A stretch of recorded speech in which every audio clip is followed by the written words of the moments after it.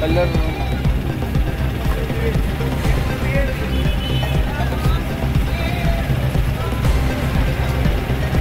दादा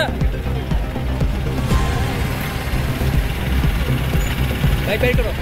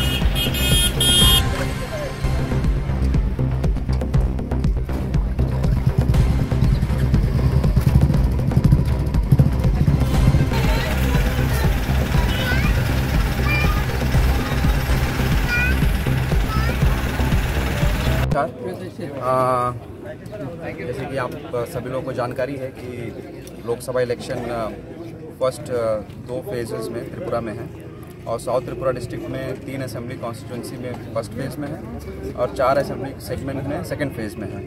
तो इसको लेकर हम लोगों की पूरी तैयारी है और उसी सिलसिले में आज हम लोग एक स्वीप एक्टिविटी कर रहे हैं ताकि ज़्यादा से ज़्यादा वोटर लोग पोलिंग स्टेशन पर आके वोट दें। त्रिपुरा में खासकर साउथ त्रिपुरा में 89 to 90% का वोटिंग परसेंटेज रहा है।